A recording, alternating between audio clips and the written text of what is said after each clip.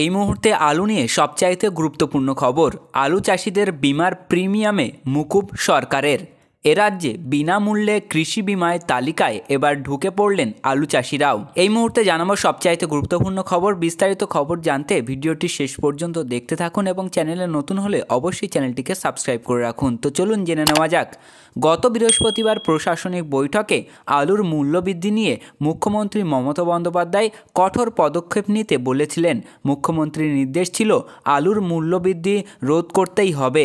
এই পরিস্থিতিতে আলু চাষিদের সুরাহা দিতে পদক্ষেপ করল রাজ্য সরকার। বিমার বোঝা তাদের ঘাড়ে থেকে নামানো হলো। রাজ্যের বিনামূল্যে কৃষি বিমার তালিকায় এবার ঢুকে পড়লেন আলু চাষিরাও। এতদিন পর্যন্ত বিমার সুবিধা পাওয়ার জন্য আলু চাষিদের প্রিমিয়াম দিতে হতো।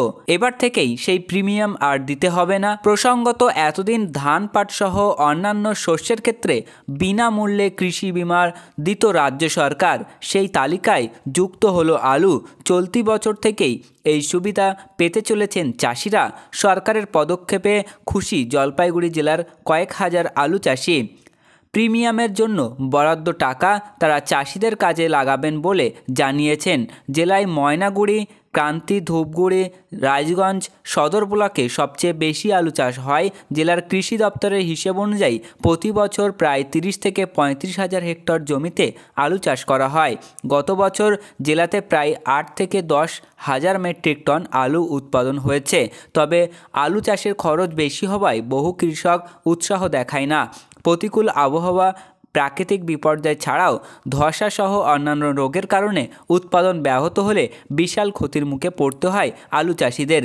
যদিও ওই ক্ষতি সামলে নেওয়ার জন্য শস্য বিমার পথ খোলা থাকতো, তবে বিমার জন্য আলু চাষিদের এতদিন প্রিমিয়াম দিতে হতো। কিন্তু চলতি বছর থেকেই বিমার সেই প্রিমিয়াম আর দিতে হবে না বলে সিদ্ধান্ত নিয়েছে সরকার।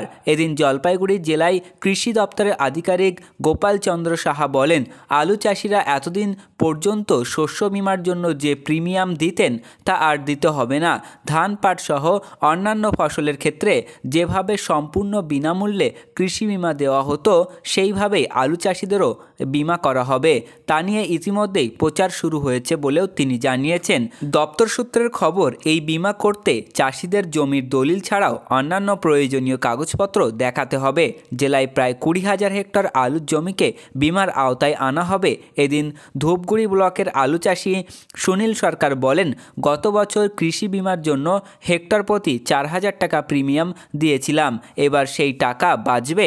জলপাইগুড়ির সদর ব্লকের আলু চাষি স্বপন সরকার বলেন, এবছর 7 বিঘা জমিতে আলু চাষ করেছি, প্রিমিয়াম দিতে হবে না বলে অনেক টাকা সাশ্রয় হবে। তো বন্ধুরা, এই ছিল আজকের আলুর গুরুত্বপূর্ণ খবর। পরবর্তী এ ধরনের গুরুত্বপূর্ণ খবরগুলি পেতে আমাদের চ্যানেলটিকে সাবস্ক্রাইব করুন, পাশে থাকা ঘন্টাটি বাজিয়ে রাখুন।